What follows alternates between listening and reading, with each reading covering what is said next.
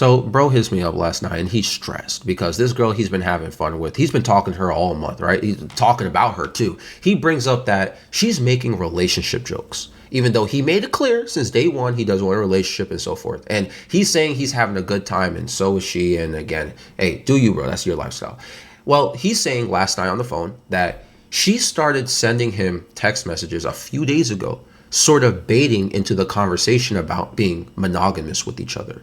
She's sort of hinting that that's what she wants, right? She wants to be in a committed relationship with him, but she's not saying it directly. She's speaking in code. So my friend told me in response, he in return cracked jokes to shut it down because she's cracking jokes. So he cracked jokes in return to shut it down. He's having fun, you know what I'm saying? So I guess she took it very personally. Nobody likes rejection, obviously, especially if you're letting someone hook up with you for over a month and, you know, they're hooking up with other women too. Like my friend, he's got like 3 other women he's talking to and doing stuff with. So he was saying on the phone, she's coming off very scornful and he's not replying to any of her text messages. Like she's leaving like a bunch of text messages ever since the rejection. And he's just, look, he told me on the phone, he just wants to have fun. He's not interested in entertaining or being distracted by the negativity or the drama of this woman who he's hanging out with. So she eventually sends this text message that I'm about to talk about. And listen to this. On the phone, he's reading the text message. I can't remember if word for word. Obviously, I don't have his phone. But she's saying something about how she doesn't feel like this was consensual. Something about she feels used, uncared for, thought something more was going to come out of this. And the way she's wording it, I used the word consent earlier. She basically said, like, this wasn't consensual, like this whole thing. And I'm like, yo, you let this dude hook up with you for 40 days and 40 nights, and you drove straight to his house every single time to do so. What wasn't consensual about this? And he's confused too. And I'm telling him, yo, I'm gonna be for real.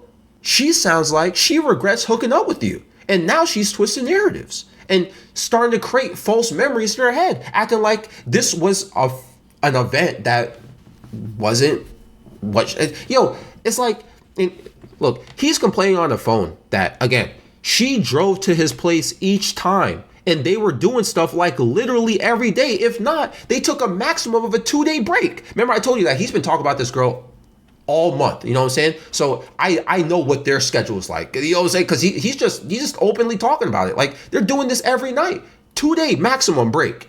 But again, she was all over him every single day. And he would sometimes even take her out to eat after or cook for her. So I told him, this is crazy that she's saying this is not consensual. And I'm sort of rationalizing the situation to him. And I'm like, yo, you know what I think? She's trying to protect her ego. Rejection is very painful, and it's very easy for someone's ego to shield themselves from the pain by going like, I was manipulated, someone used me. This victim complex where someone chooses to rewrite history, she's having this thought process that she wasn't consenting to the act of 40 days and 40 nights of driving to his house and getting and hooking up with him and being fed, right? But she didn't consent to that apparently, but in her head, she consented to the act of having a future with him, not hooking up for 40 days and 40 nights and being fed. So, like this logic, bro, you know what I'm saying? Like I'm trying to rationalize this, but it's not even logical. Like, so not only is this dangerous, but I'm gonna be for real with you, bro, bro to bro, friend to friend. I'm gonna tell you, I think you played a part in this too. Why didn't you reply to those messages about her feelings? And some of you may disagree with this. You may like, cool. Why? What are you saying? Why are you giving her the benefit? No, y'all not understanding. Text messages are evidence. If she's leaving a long trail of text messages accusing him of misconduct and he ignores it, it will stand as something that hasn't been disproved. Someone can literally leave a trail of text messages accusing you of something, writing something in a wrong narrative. And then when there's no reply and someone else sees those messages, it can come off very incriminating. Am I lying? If she truly feels used and discarded, her objective now is not about a relationship because she got rejected for that, but she wants to damage his reputation. What I told my friend, you should have said something to close it out. The moment she felt scornful, before she started talking about this whole consent thing, you already knew something was off. You told me on the phone you knew something was off. And you should have been like, if I was in your situation, I would have been like this. The moment I saw she was being scornful about the rejection, like she's upset she got rejected, I would know, okay, well, I know this is going to linger for a long period of time because rejection hurts a lot. So, hey, look, I'm sorry that you feel this way. This is why I would text her. I'd be like, or I would have texted her. I'd be like, hey, I'm sorry you feel this way about me and how we can't commit. I enjoyed the time we had together this past month. You were fun to hang out with, but it doesn't seem like we're on the same page. We shouldn't see each other or talk anymore. Boom. Should have said that and then closed it out. No more replying to her. That's it. You could have just, maybe you could even say that now. You could text that to her now, despite her little consent message. You could have said that and just like, that's it. Don't reply to her. Block her at this point. You know what I'm saying? We done. But you know what you did? You sat there and you just ignored it. And then days later, she comes around talking about non-consent. Yo, look, don't get it twisted. She's completely 1000% wrong for turning her narrative from being the rejected girl to the victim. Like, there's no justification for doing this. This is wrong. This is terrible. Yo, you drove there for 40 days and 40 nights. He specifically said numerous times he's not interested in being in a relationship since day one. And you knew that he's hanging out with other women. Okay? You caught feelings, felt rejected, and then started rewriting history. The lack of accountability is crazy. But let's analyze the part that you played into this too. You knew this chick was a liability. You knew she was catching feelings. You should have shut it down immediately. And if that wasn't respected, you do like I said in that text message. Just leave a text message like that.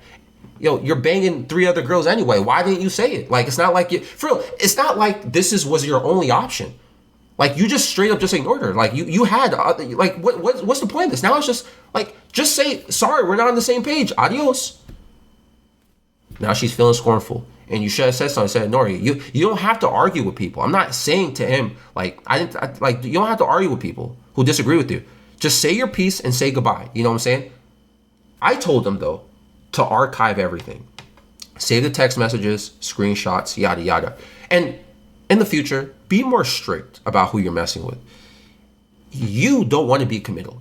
You are very open about this. You tell people day one, you are not interested in anything. You don't want to be committal. You just want to hang out, have fun together with these girls, maybe grab some food or talk or something and chill, whatever, and just move on. No drama, nothing.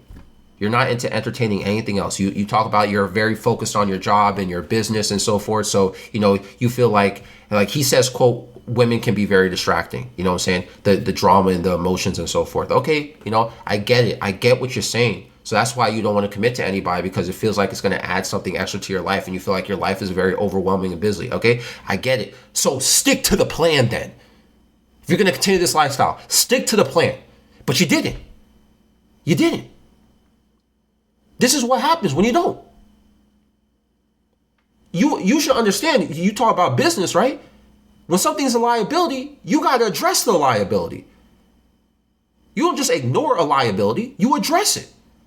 And if it needs to be removed from the situation or the environment, then you remove it from the situation environment. You let it just sit there.